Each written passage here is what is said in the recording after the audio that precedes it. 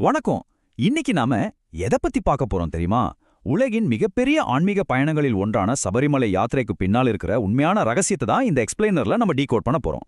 பல ஆயிரம் ஆண்டுகள் பழமையான ஒரு காவிய புராணத்தையும் அதுக்குள்ள புதைஞ்சிருக்கிற ஆழமான உளவியல் தத்துவத்தையும் வாங்க ஒன்னா சேர்ந்து ஆராயலாம். ஸ்வாமியே சரணம் ஐயப்பா. இந்த கோஷத்தை கேட்ட உடனே நமக்குள்ள ஒரு வைப்ரேஷன் வருது இல்லையா?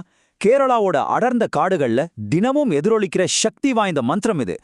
எந்த ஒரு பாகுபாடும் இல்லாம கோடிக்கணக்கான பக்தர்களை ஒன்றிணைக்கிற ஒரு ஒற்றை முழக்கம்னு கூட சொல்லலாம். ஆனா ஒரு நிமிஷம் யோசிச்சு பாருங்க, நிஜமாவே யார் இந்த ஐயப்பன்? இந்த மாபெரும் பக்திக்கு நடுவுல இருக்கிற அவர் எப்படி பிறந்தார்? எல்லாவற்றுக்கும் மேலா இந்த 41 நாள் கடுமையான விரதத்துக்கு பின்னாடி ஒளிஞ்சிருக்கிற உண்மையான அர்த்தம் என்ன? சரி, இந்த தத்துவத்தை புரிஞ்சுக்க முதல்ல புராண கதைக்குள்ள, குறிப்பா மகிஷோட வரத்துக்கு பின்னாடி போகலாம்.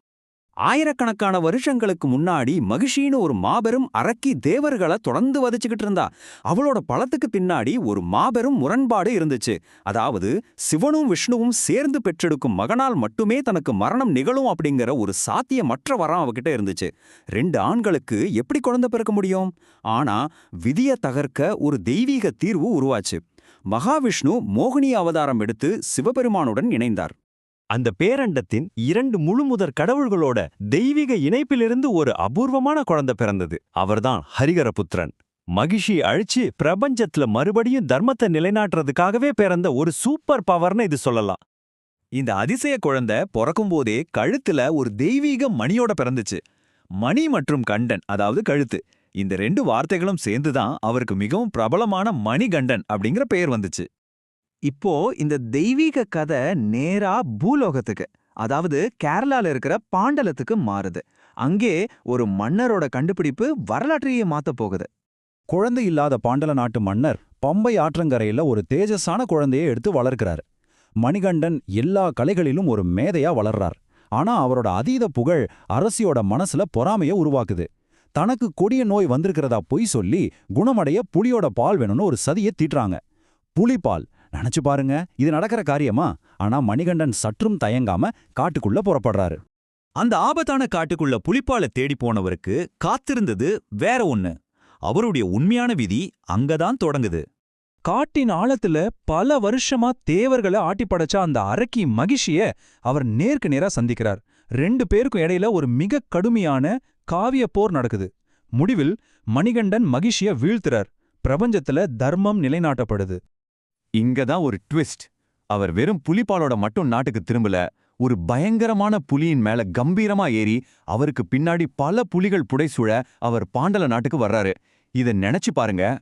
அரசியும் மக்களும் அவர் ஒரு சாதாரண மனிதன் இல்ல, சாட்சாத் கடவுள்தான் உணர்ந்து அப்படியே அதிர்ச்சியில உறைஞ்சு போயிட்டாங்க.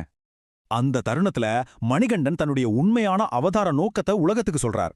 நான் இந்த உலகில் தர்மத்தை காப்பாற்ற வந்தவன் அப்படின்னு சொல்லிட்டு தான் தியானம் செய்ய சபரிமலையில ஒரு கோவில் கட்டும்படி மன்னனுக்கு அறிவுறுத்துறார். இந்த விறுவிறுப்பான புராண கதை இருக்கு இல்லையா, இதுதான் இன்னைக்கு கோடிக்கணக்கான பக்தர்கள் பின்பற்ற கடுமையான நடைமுறைகளுக்கான ஒரு ஆழமான அடித்தளம். சபரிமலைக்கு செல்றதுக்கு முன்னாடி பக்தர்கள் 41 நாட்கள் கடுமையான விரதத்தை மேற்கொள்றாங்க. இது சும்மா சாதாரணமான விஷயம் கிடையாது. தூய்மையான வாழ்க்கை, கோபத்தை தவிர்க்கிறது, அசைவம் சாப்பிடாம இருக்கிறது, உலக ஆசைகளை துறந்து கருப்பு அல்லது நீல ஆடை அணியறது. சுருக்கமா சொல்லணும்னா மனிதன் தன்னோட மனசையும் ஆசைகளையும் முழுமையா தன் கட்டுப்பாட்டுக்குள்ள கொண்டு வர்றதுக்கான ஒரு பிரம்மாண்டமான உளவியல் பயிற்சி இது. இந்த சுயக்கட்டுப்பாடு அந்த கோவிலோட கட்டிடக்கலையிலேயே ரொம்ப அழகா வடிவமைக்கப்பட்டிருக்கு. தியானத்துல இருக்கிற ஐயப்பனை தரிசிக்க 18 புனித படிகளை கடக்கணுமே, அது வெறும் படிக்கட்டுகள் இல்லைங்க.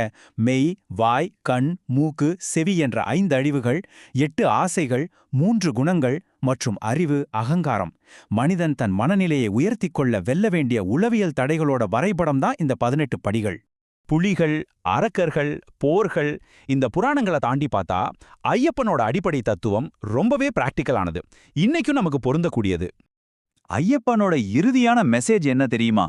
எல்லா மக்களும் சமம் அப்படிங்கிற சமத்துவம், தர்மமா வாழ வேண்டிய கடமை, பிறருக்கு உதவுற குணம், அப்புறம் ஒரு கட்டுப்பாடான மனதோட சக்தி.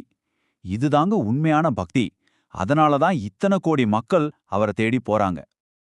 நாம இந்த எக்ஸ்பிளைனரோட முடிவுக்கு வந்துட்டோம். விடை பெறுறதுக்கு முன்னாடி உங்ககிட்ட ஒரு கேள்வியை விட்டுட்டு போறேன். இந்த 18 படிகள் உணர்த்தும் ஆழமான மனக்கட்டுப்பாட்டை உங்களுடைய அன்றாட வாழ்க்கையோட சவால்களை வெல்ல நீங்க எப்படி பயன்படுத்தலாம்? கொஞ்சம் யோசிச்சு பாருங்க. மீண்டும் சந்திப்போம். இந்த வீடியோ பார்க்குற எல்லாரும் மறக்காம லைக் பண்ணுங்க, உங்க நண்பர்களுக்கும் ஷேர் பண்ணுங்க.